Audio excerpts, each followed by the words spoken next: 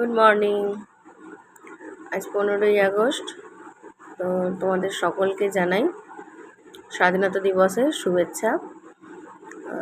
তো এখন বাজে 9:44। তো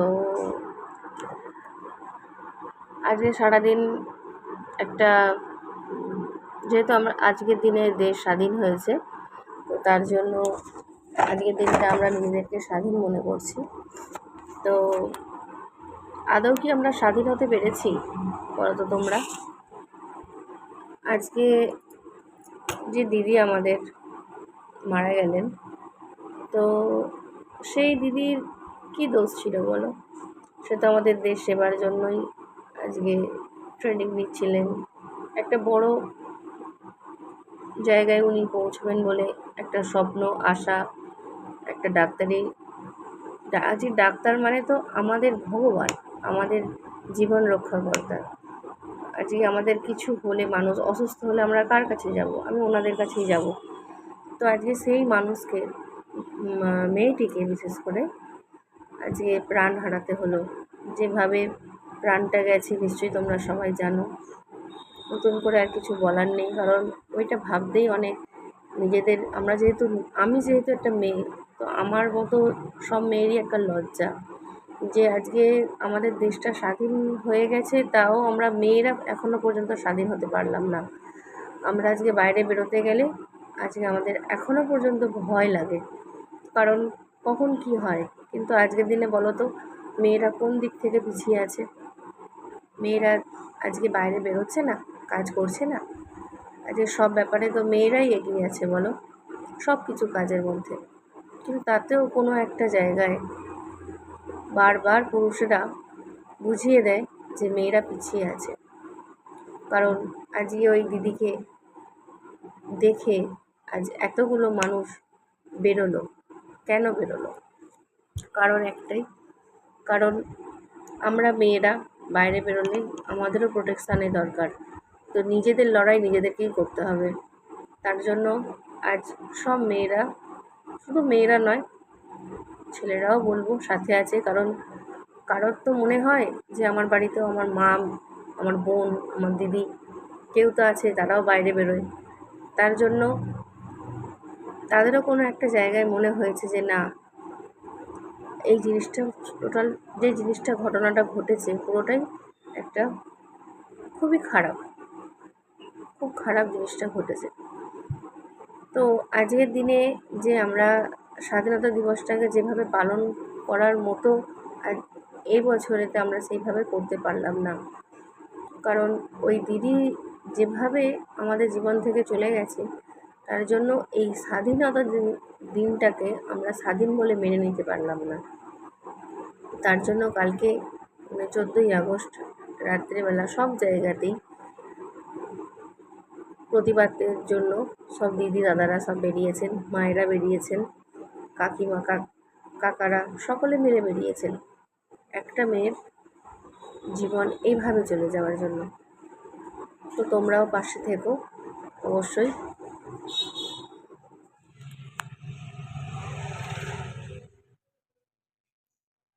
সারাদিন ম্যাও ম্যাও করে করে এখন উনি ঘুমাচ্ছেন, চুপ করে ঘুমাচ্ছে। দেখো কিরকম হাত পা ছড়িয়ে ঘুমাচ্ছে গাছের তলায়, রোদ পড়ছে না, ঠান্ডায় এখন খুব ঘুমাচ্ছে। দেখছেই না এদিকে, ওই টাকা দিকে, কই রে, ম্যাও ম্যাও। এই দেখো তাকাচ্ছে কেমন, দেখো, ওরে বাবা রে, কত ঘুম, আবার ঘুমিয়ে গেল। তো দেখো, দুধটা ওর দোকানের জন্য দিয়েছিল। তো ওর যেহেতু শরীর খারাপ, তো উনি জানতেন না, তাই জন্য দুধটা আমি বাড়িতে নিয়ে এসেছি। নিয়ে আমি একটু আজকে এই দুধ দিয়ে কিছু বানাবো, এটা তোমাদের সাথে আমি শেয়ার করে দেবো। তোমরা দেখতে থাকো ভিডিও। আমি এই দুধটা দিয়ে, আমি এই জাস্ট দুধটা গরম করতে দিলাম, তো দুধ এখনও ফোটেনি গো। কী বানাবো আর কীরকম হবে জিনিসটা অবশ্যই তোমরা দেখতে থাকো। প্রচণ্ড গরম, তো দেখলে তোমরা আমি কি বানাতে চলেছি সেটা তোমরা অবশ্যই একটু দেখো, সাথে থাকবে। আর তার সাথে তোমাদের রিকোয়েস্ট বারবার করছি যে চ্যানেলটা আমার অনেক দিনের কিন্তু গ্রো হচ্ছে না, সেটা হয়তো আমার হয়তো কোনো ফল্ট। তো যেহেতু সবসময় ভিডিও আপলোড করতে পারিনি বা এতদিন ভিডিওর সাথে টাচে ছিলাম না কো, তো তোমরা একটু পাশে থেকো অবশ্যই। তার সাথে তোমরা একটু একটু মানে কি বলবো, একটু গ্রো করে দাও, তোমাদের কাছে একটা রিকোয়েস্ট, একটু গ্রো করো। দেখো, তোমাদের দেখিয়ে দিই, এই যে তোমরা দেখেছো, তোমাদের আবার দেখিয়ে দিলাম। আর এখানে আমার এটা গেটের সামনে ঢুকতেই আছে। তো ঠিক আছে, চলো দেখতে থাকো। আমার ছেলে আজকে আবার স্বাধীনতা দিবস উপলক্ষে আজকে আবার এই ড্রয়িংটা করেছে। এমনি খুব ভালো আঁকে বড় ছেলে, অনেকদিন পরই আবার এই ড্রয়িংটা আজকে করলো। দেখো তোমাদের কীরকম লাগছে, দেখো ভালো লাগলে অবশ্যই জানিও।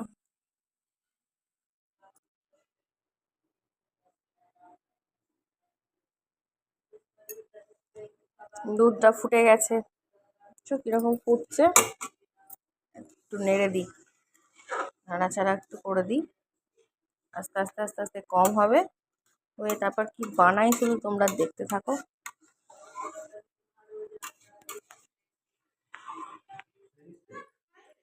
দেখো, সেই 12:43 থেকে দুধটাকে ফোটাচ্ছি, তোমাদের তখন দেখালাম, তখন থেকে ফুটিয়ে যাচ্ছি। এখন পুরো দুধটা যেমনকার তেমনই ছিল। এখন করলাম কি, এতে লেবু দিয়ে এটাকে কাটিয়ে দিলাম। দেখো, লেবু দিয়ে কাটিয়ে দেওয়ার পরেতে এখন এরকমভাবে কেটে গেছে। এরপর এটা আস্তে আস্তে নাড়াচাড়া করে করে লাস্টে তোমাদের দেখাবো এটা কি করলাম আমি। দেখো, এখন এটা পায়েস হয়ে গেছে, ছানার পায়েস। ছানার পায়েস করেও তোমরা এইভাবে খেতে পারো। এটা পুরো টোটাল ছানার পায়েস হয়ে গেছে। এর টেস্টটাও খুব সুন্দর আসবে, কারণ এর মধ্যে আমি একটু ভ্যানিলা দিয়ে দিয়েছি। আর লেবুর একটা দেখবে, ছানা কাটালে লেবুর একটা স্মেল খুব ভালো আসে, সেটাও আমি দিয়েছি। কত সুন্দর দেখো হচ্ছে, তো দেখতে থাকো তোমরা। দেখো বন্ধুরা, সেই 12:43 থেকে শুরু করে 3:47 পর্যন্ত এটা হলো কমপ্লিট। ততক্ষণে আর বসে যাচ্ছে, এটাকে আমি এবার একটা কৌটোর মধ্যে ঢেলে নেব। এটা আমার মিল্ক কেক হয়ে গেল, মিল্ক কেক।